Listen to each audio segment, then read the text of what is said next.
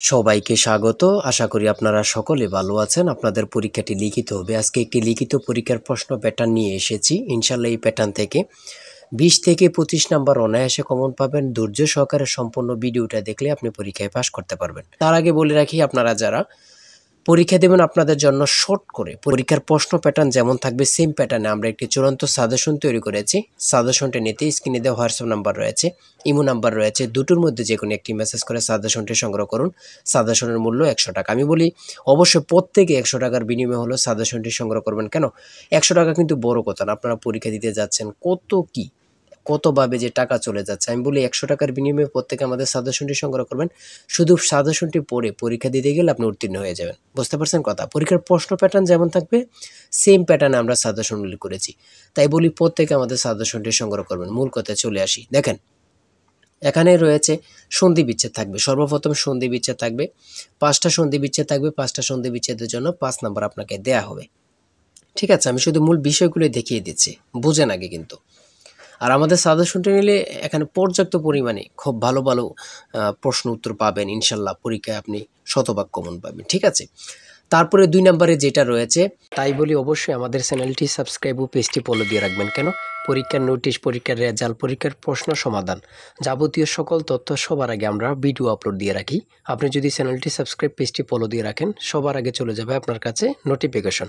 মনে করেন আপনি পরীক্ষা দিয়েছেন, পরীক্ষার প্রশ্ন সমাধান দেখিয়ে দিব, তারপরে রেজাল্টের অপেক্ষা করা লাগবে না, আমাদের চ্যানেলে পেয়ে যাবেন, সকল তথ্য পেয়ে যাবেন এবং কি নতুন নতুন চাকরির তথ্য পেয়ে যাবে। সার্কুলার দেওয়ার সাথে সাথে আমাদের চ্যানেলে আপলোড দেওয়া হবে। আপনি শুধু আমাদের চ্যানেলটি সাবস্ক্রাইব, পেজটি ফলো দিয়ে রাখলে সবার আগে চলে যাবে আপনার কাছে নোটিফিকেশন। তাই অবশ্যই চ্যানেলটি সাবস্ক্রাইব, পেজটি ফলো দিয়ে আমাদের মেম্বার সদস্য হয়ে আমাদের সাথেই থাকবেন। ব্যাস বাক্য সহ সমাস নির্ণয় করুন। ব্যাস বাক্য সহ সমাস নির্ণয় করুন। এখানে 5টা থাকবে, 5টার জন্য 5 নাম্বার আপনাকে দেয়া হবে।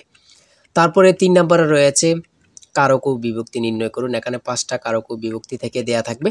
আপনি এটা যদি পারেন তাহলে 5 নাম্বার আপনাকে দেয়া হবে। আর আমাদের সাজেশনের প্রত্যেকটি প্রশ্নের ব্যাখ্যা ও সমাধান সহ দেয়া আছে কিন্তু, হ্যাঁ, গণিতের, ইংরেজি সকল কিছুর প্রশ্নের ব্যাখ্যা ও সমাধান সহ পেয়ে যাবেন।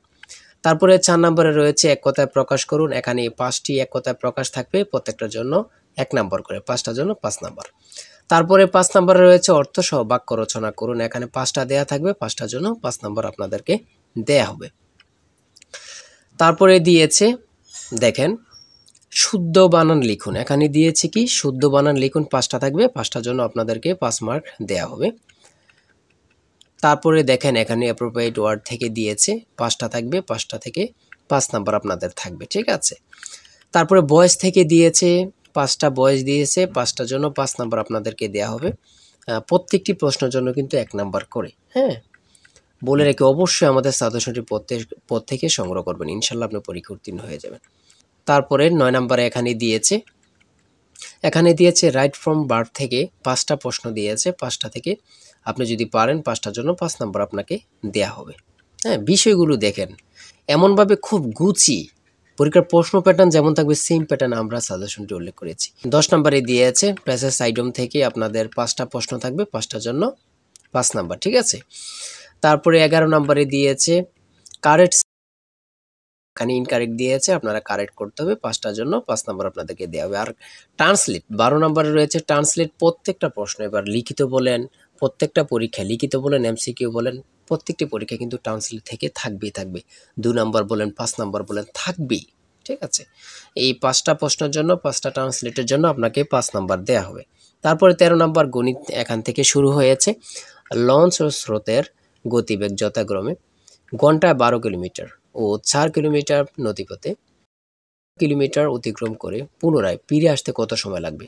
এখানে কিন্তু সমাধান দেয়া আছে, আপনারা অঙ্কটির সমাধান দেখে নিলেই বুঝতে পারবেন। এদিক দিয়ে এতটুকু সমাধান দেয়া আছে, বাকি অংশটুকু এখানে সমাধান দেয়া আছে। ঠিক আছে, হ্যাঁ, এই অঙ্কটি প্রত্যেকটি অঙ্কের জন্য 5 নাম্বার করে আপনাদেরকে দেয়া হবে খুব সুন্দরভাবে।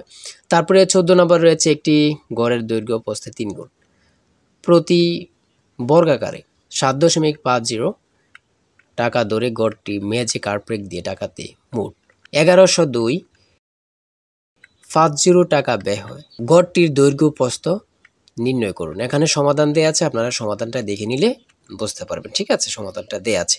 তারপরে 15 নাম্বার আরেকটি অঙ্ক দেয়া আছে, অঙ্কটির সমাধান দেয়া আছে, দেখে নেন। 16 নম্বরে রয়েছে একটি নির্দিষ্ট স্থান থেকে দুইটি রাস্তা 120 ডিগ্রি কোণে চলে গেছে। দুইজন লোক ওই নির্দিষ্ট স্থান থেকে যথাক্রমে ঘন্টায় 10 কিলোমিটার ও ঘন্টায় 4 কিলোমিটার বেগে বিপরীত দিকে রওনা হলো। 5 ঘন্টা পরে তাদের মধ্যে সরাসরি দূরত্ব নির্ণয় করেন। এখানে অঙ্কটি সমাধান দেওয়া আছে, আপনারা দেখে নিলে পেরে যাবেন। ঠিক আছে, তারপরে বাকি অংশটুকু ওই দিক দিয়ে সমাধান দেওয়া আছে। তারপরে 17 নম্বরে এখান থেকে শুরু হয়েছে সাধারণ জ্ঞান। বাংলাদেশের মুক্ত বাজার অর্থনীতি কত সালে চালু হয়? সেটা হচ্ছে 1991। সংবিধানের কোন অনুচ্ছেদে পরিবেশ, বন ও জীববৈচিত্র্য সংরক্ষণ ও উন্নয়নের কথা বলা হয়েছে? 18। পৃথিবীর একক বৃহত্তম ম্যানগ্রোভ বন কোনটি? খুবই গুরুত্বপূর্ণ একটি প্রশ্ন, দেখেন সেটা হচ্ছে সুন্দরবন। এসডিজি এর লক্ষ্যমাত্রা কয়টি? কত পরীক্ষায় যে আসছে আল্লাহ ছাড়া কেউ জানে না, 17টি। কোন রঙের আলোর বেগ সব থেকে কম? কোন রঙের আলোর বেগ সব থেকে কম? সেটা হচ্ছে বেগুনি। 22 নম্বরে রয়েছে বাংলাদেশের কোন জেলায় 2টি দেশের সীমান্ত রয়েছে? রাঙ্গামাটি। বাংলাদেশের প্রথম ইপিজেড কোন জেলায় প্রতিষ্ঠিত হয়? খুবই গুরুত্বপূর্ণ, চট্টগ্রাম। জাপানের পার্লামেন্টের নাম কি? ডায়েট। খুব গুরুত্বপূর্ণ। আকাশের উজ্জ্বলতম নক্ষত্রের নাম কি? লুব্বক। তারপরে 26 নম্বরে রয়েছে কোন উদ্ভিদের কাণ্ড রূপান্তরিত হয়ে পাতার কাজ করে? সেটা হচ্ছে পনি মনসা।